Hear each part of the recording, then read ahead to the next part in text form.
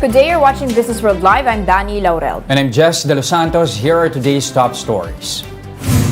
Inflation likely quickened beyond the Bangko Central's target for an 8th consecutive month in November. To battle soaring prices, Governor Felipe Medalla says the Monetary Board will again hike interest rates, but authorities are split between a quarter or half-point increase.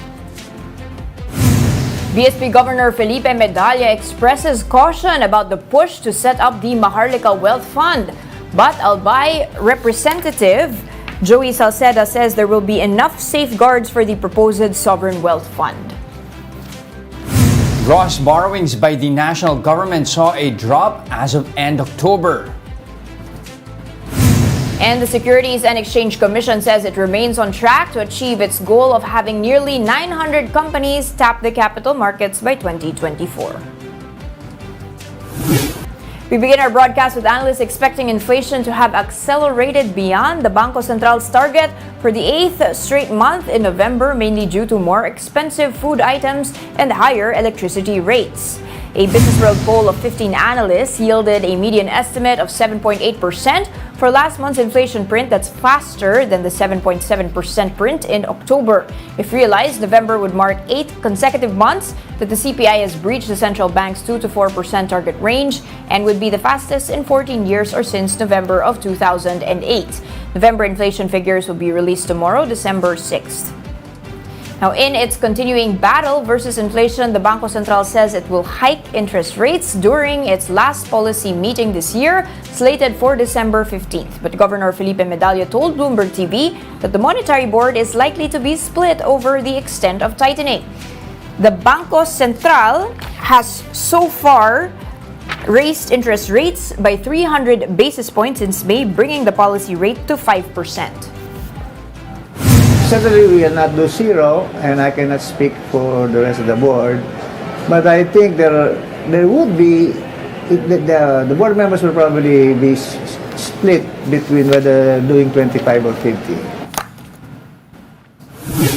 Albay Representative Joey Salceda assures the public that Congress will put in place sufficient safeguards for the proposed Maharlika Investment Fund.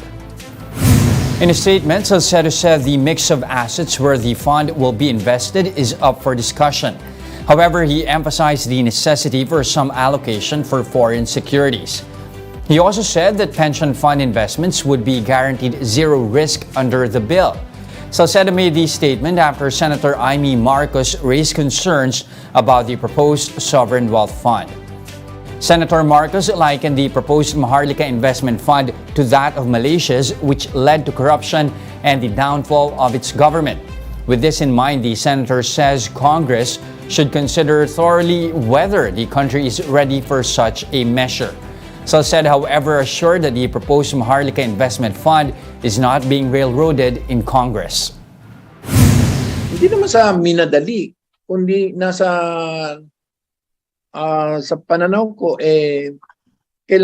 long overdue naman talaga ang pangangailangan ng isang ganitong klaseng instrumento of national development. Saan ba talaga ito gagamitin? Ito naman for national government. Ano ang gagamitin?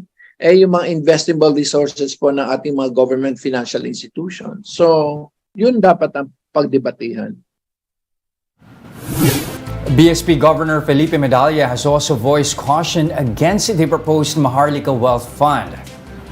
Speaking to Bloomberg TV, Medalla says he is concerned over management issues, citing Malaysia's experience with a scandal-tainted state fund, One Malaysia Development Berhad. Medalla adds that governance of the sovereign fund is key. The BSP governor is also concerned of how the Sovereign Wealth Fund could affect the Bangko Central's independence. He noted that this could hamper the central bank's ability to survive in case of another international volatility. If the reserves are reduced because they've been taken to the Sovereign Wealth Fund, we'll have less ammunition the next time there is international volatility that is related to the peso and the dollar. If you do have that sovereign wealth fund, would the BSP be willing to invest some of its foreign reserves into the fund? My personal view is unless we are compelled, we should not. But I'm a law-abiding person. If the law says we will, we will.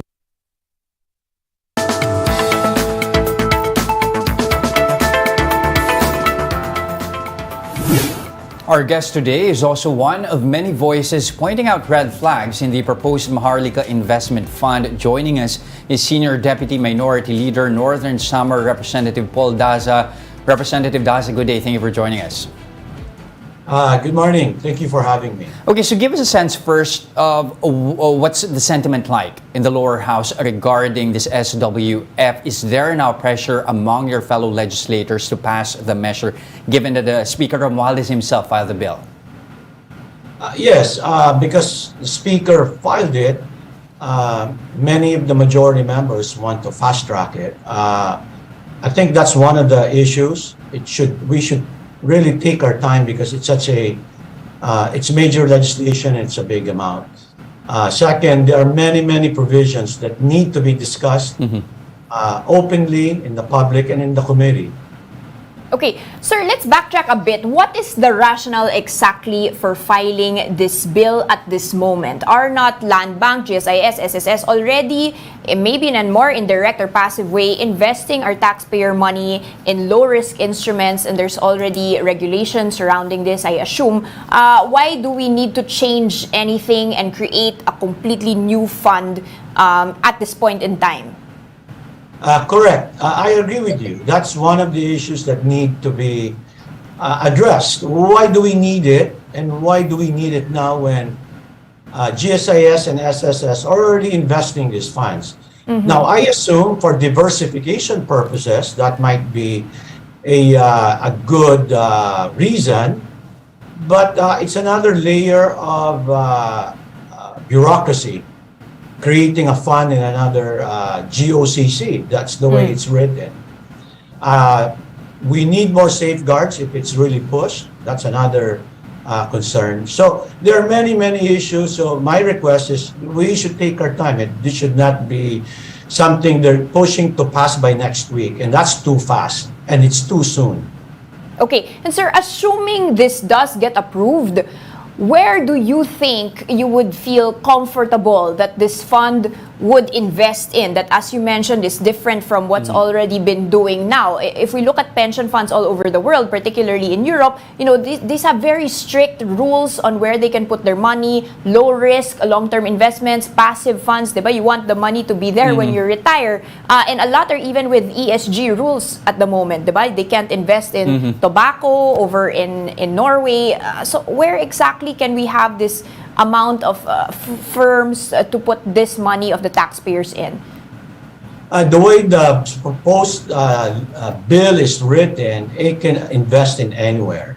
Okay? So that's a concern. But I think even before that, what's important is the underlying proposal on who will be managing and overseeing that. So the details, you know, it can be stock market, it can be stocks, bonds, real estate, you know, corporations locally and internationally. It's very wide in the proposed bill. But the issue there is, for example, one, the president is chairman of the board of directors. With 15 board directors, there's only 2 independent. So that needs to be discussed. Why only 2? I think it should be majority to avoid any concerns on politicization of the fund. In fact, in the political setting of the Philippines, I think we will be better served if the president, ang dami ng problema na presidente. The president doesn't doesn't manage day-to-day GSIS, Land Bank, or SSS, for example, or BSP. So if we were to do this, and those questions are asked, why should the president be the chairman of the board? In fact, that should probably be an independent person, not appointed by the president. The way it's written now, all the board members are appointed by the president. So that should not be the case. Okay, given that as well, I mean, you've discussed one of the more salient points here about the Maharlika Investment Fund. You have the board composition, but this time also, one sticking point would have to be the source of funding, something that we have been talking about earlier. But, you know, the proponents are saying that there's going to be zero exposure here for pensioners and that it's going to be a separate funding. But how certain are you of that? And at the same time, how risky, considering that state funds themselves are not even the most stable to begin with? I mean, could this possibly result as well in increase in premiums? Just that's misleading. The way they want to structure it is the funds from GSIS and SSS will have sovereign guarantees, the way I understand it. So meaning risk-free. But the fund itself can lose money at the end of the day. It will be the taxpayers who will pay for that. So it's not risk-free. It may be risk-free for SSS, but not for all of us. Second, another big issue there is the source of funding for the Maharlika, as you know, is the SSS GSIS. What we're not talking about, and what the media should point out, is embedded in the proposed bill, the annual national budget is required to fund the Maharlika, meaning the national budget, you know, that we pass every year in Congress. I'm very, very against that. We're already borrowing to fund the national budget, so essentially, we would be borrowing to fund the Maharlika. Right. And to me, that is bad financial management. It's like just transferring funds at the same time. Does this also mean that at least is there anywhere in the charter of the SSS and the GSIS that pensioners, members would actually have a platform to actually voice out their opposition, at least when it comes to transferring the funding here from GSIS and SSSS to MWF? They do. Of course, all the members have the right to speak out on that. And because you mentioned that, in the proposed bill for Maharlika, I don't remember seeing any representation for members. Sir, finally, how likely is this bill to be passed? And if so, I mean, are you pushing to scrap it altogether, or are you pushing to have some revisions? I'm personally pushing to improve certain provisions. I want to be constructive. I don't want to be obstructionist. In many countries, sovereign wealth funds have worked. But in the Philippines, that we need to put a lot more time and effort into fine-tuning the proposed bill. And at the end of the day, at least in Congress, I don't know in the Senate, my best guess is it will pass because it's sponsored by the Speaker.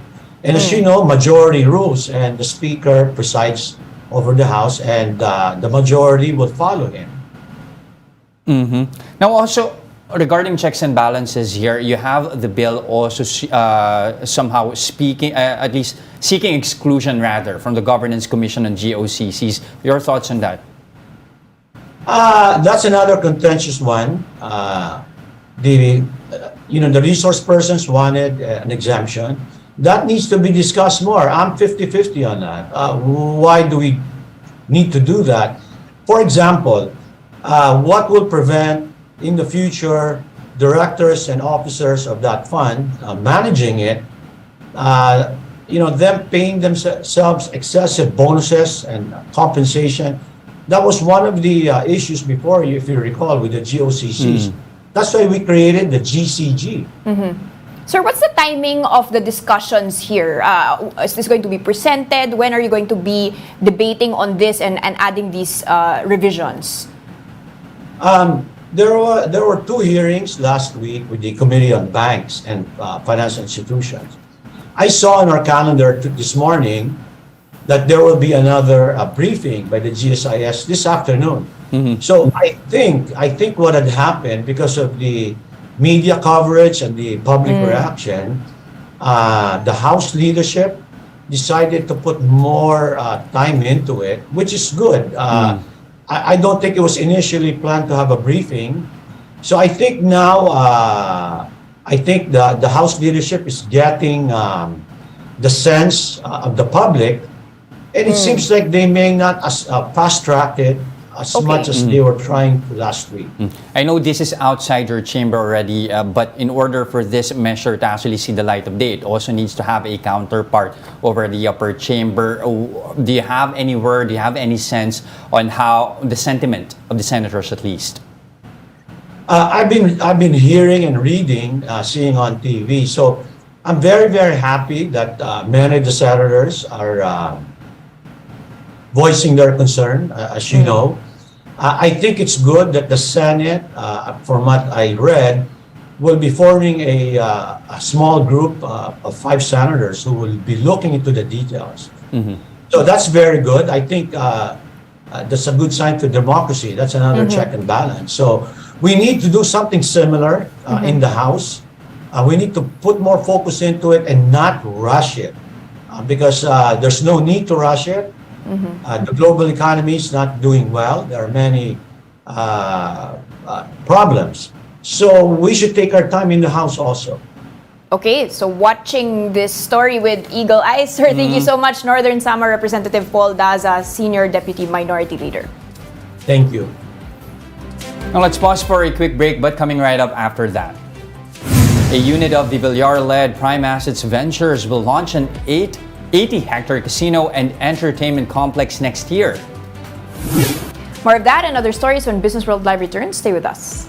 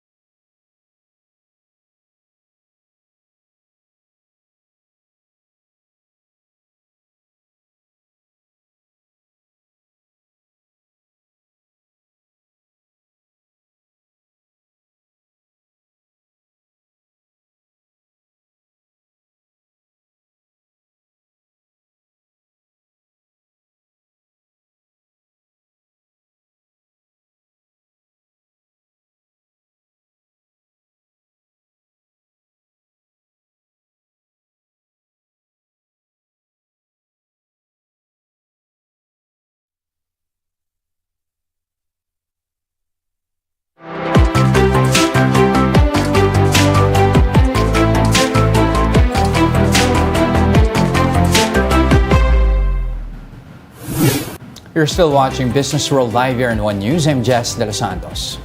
And I'm Danie, Laurel. Now, this just in, the Bicameral Conference Committee has approved the proposed budget for next year. The 5.268 trillion peso spending plan will now be sent to the plenary of the Senate and the House of Representatives for ratification.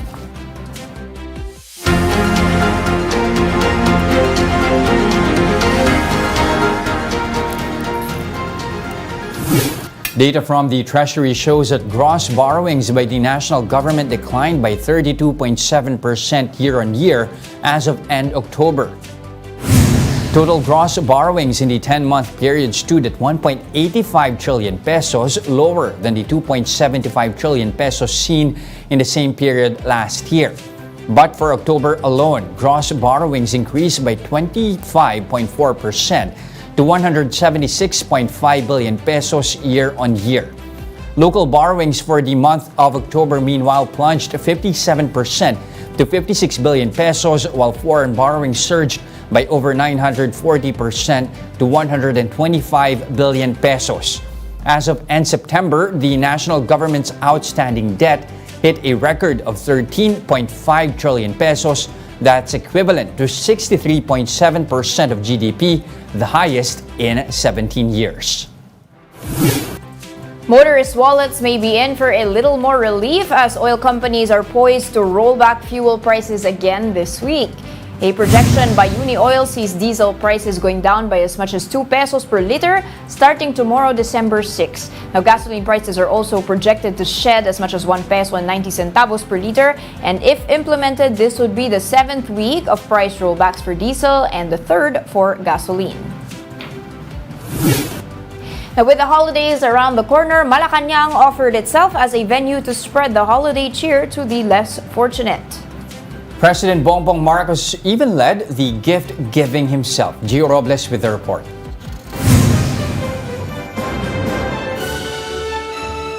The Kalayaan grounds of Malacanang looked like a theme park on Sunday. From clowns, to giant inflatables, to rows of food stalls. Around 600 less fortunate children were invited for a gift-giving program dubbed Balik Sigla Bigay Saya.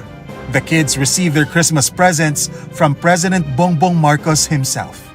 The chief executive was also joined by his wife, First Lady Liza Araneta Marcos.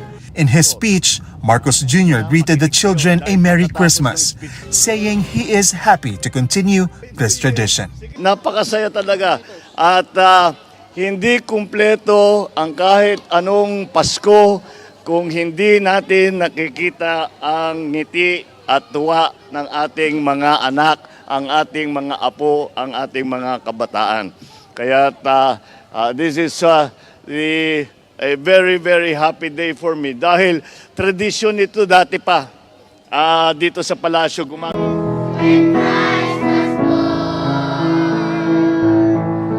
The children meanwhile serenaded the President and the First Lady with Christmas carols. Marcos Jr. then joined in the fun by manning one of the pabitins.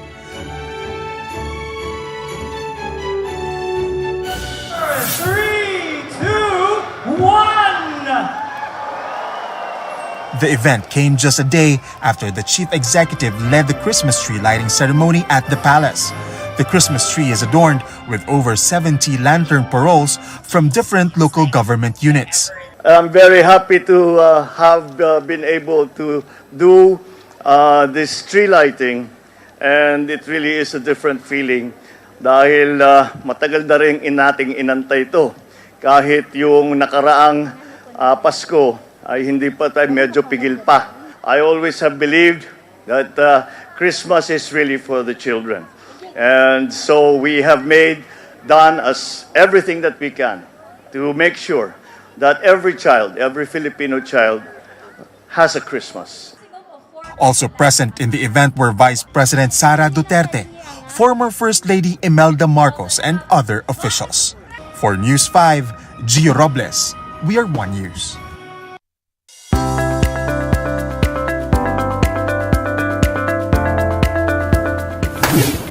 A subsidiary of Villar-led Prime Asset Ventures is set to launch an 80-hectare casino and entertainment complex in the Las Piñas, Parañaque area by 2023. Villar Group Chairman Manny Villar said around $1 billion or more than 55 billion pesos has been committed to the project, which is expected to be launched next year.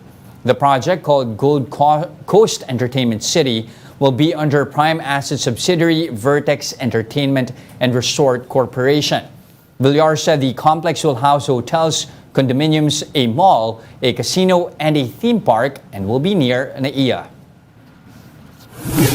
The Securities and Exchange Commission is still keen on having 888 companies enter the capital market for core fundraising in 2 years' time. Now, while the SEC sees the need to reassess its target, the Commission says it is still a number that they wish to achieve by 2024.